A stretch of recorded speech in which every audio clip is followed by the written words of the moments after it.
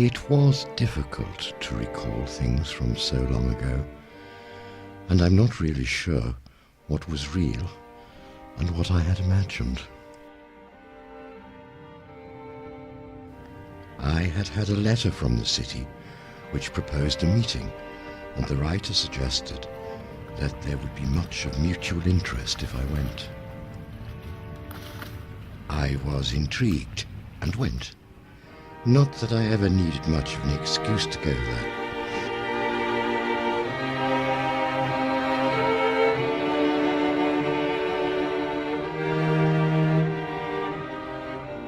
Some thought it the most beautiful city in the world. Others found it full of menace, shadows, and an atmosphere of conspiracy. We were to meet on the island of San Giorgio. He would be wearing a black hat and a white scarf. Although he knew my name, I had no idea of his.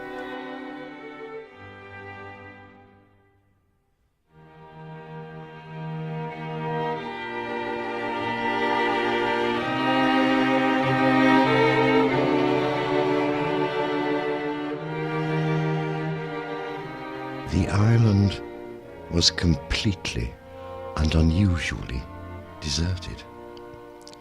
Was I being set up? And why did I feel that I was being watched?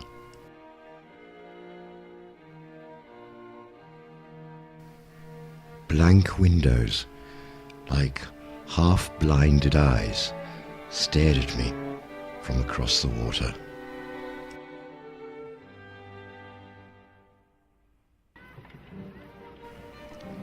There was something odd happening in the city.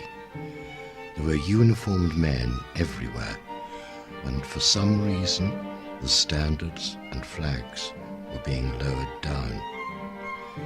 It was as though a long sleep was approaching, or was being imposed.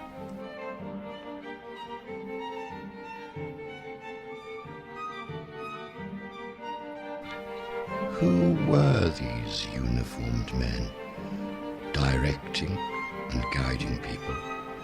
And why were they there?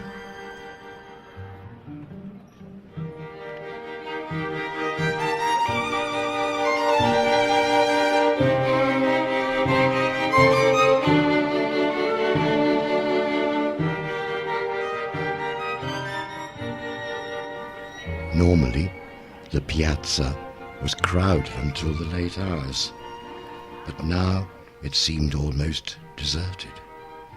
Did other people know something which I did not?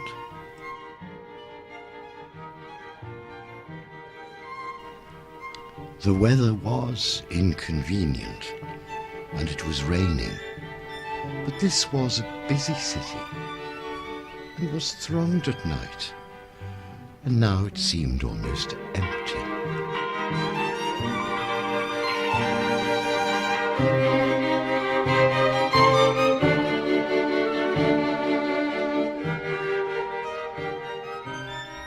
When night descends on this place, it assumes an alternate identity.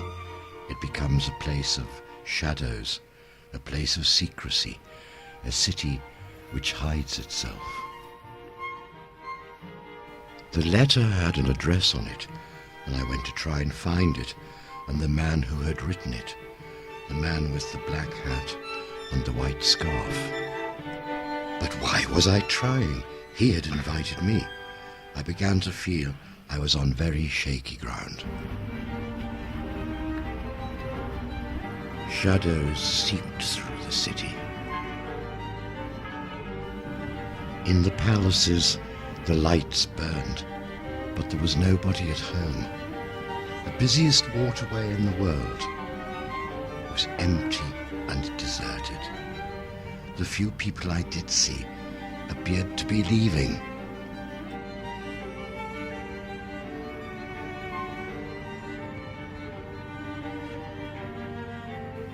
There was a discreet, half-seen police presence.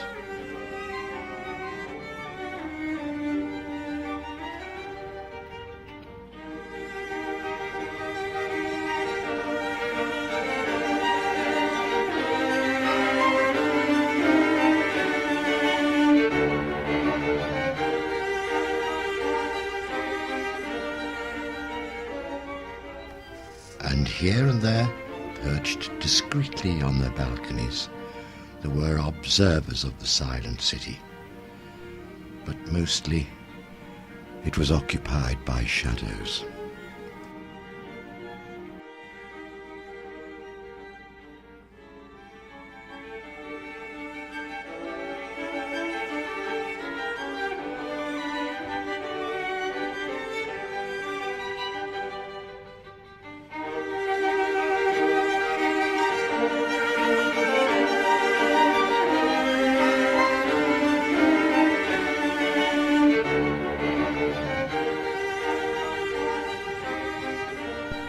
But was I ever to meet the man with the black hat and the white scarf?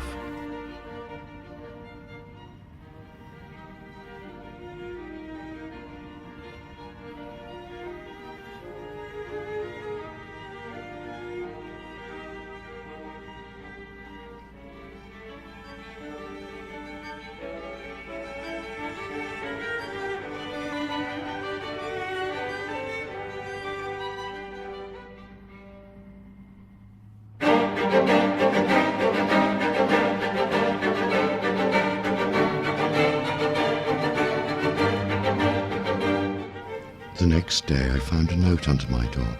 It simply said, San Michele at 4. So off I went on another wild goose chase.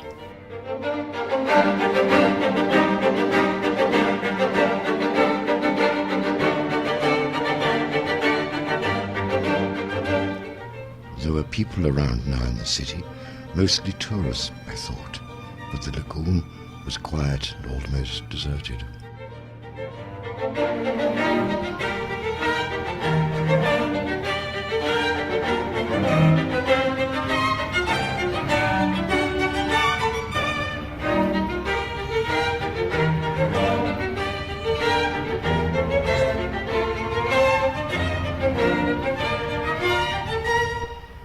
San Michele was the cemetery island, and the cemetery turned out to be closed.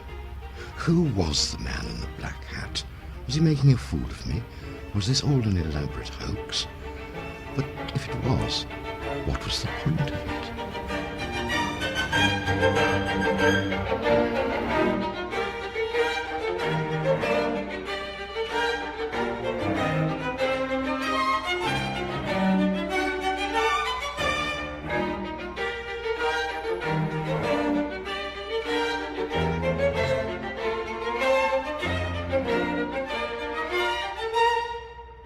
As I made my way back to the city, the vapours from the lagoon were slowly rising, and the dying sun was gilding the roofs and domes floating on the green waters.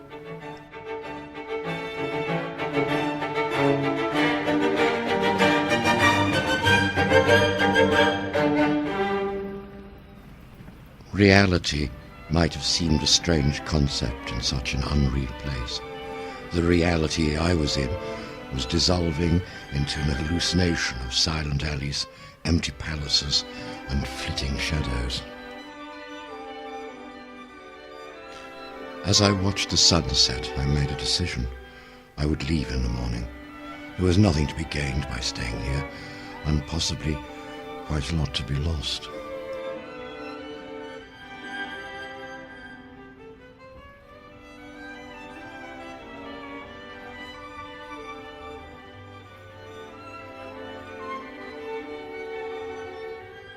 I made my way along the alley where the houses had no numbers. The shops, which had previously been shuttered, were now open to display all their gaudy finery. What was the point to all of this? The alley seemed to be getting darker as I walked along it, but there was a bright doorway at the end. Should I knock on it and ask if a man with a black hat lived there? Why were the shops open? There was no one to see them. The promiscuous display of gold seemed to be there just to admire itself. This city was like a veiled courtesan who occasionally lifted a corner of the veil only to reveal a mask underneath. And underneath that mask there was probably another one. Layer after layer could be peeled away, but the truth could never be revealed. It guarded its secrets jealously.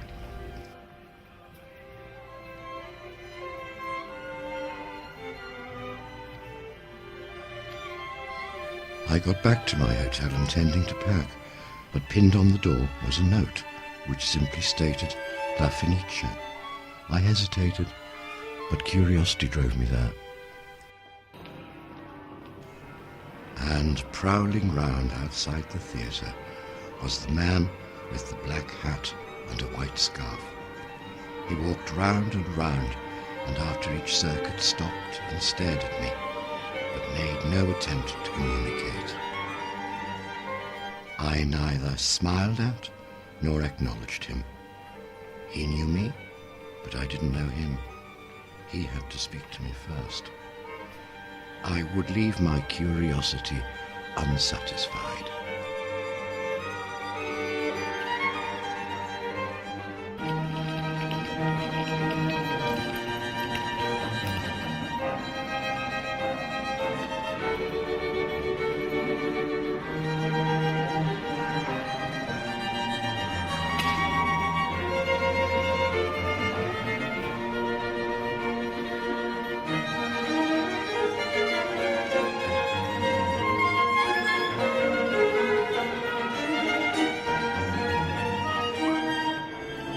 As the audience gathered, he disappeared into the crowd, and I never saw him again.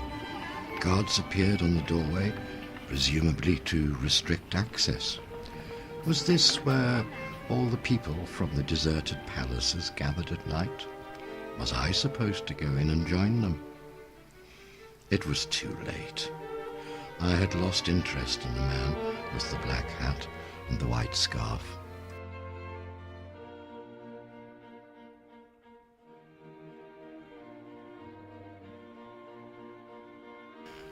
I left the city and went home.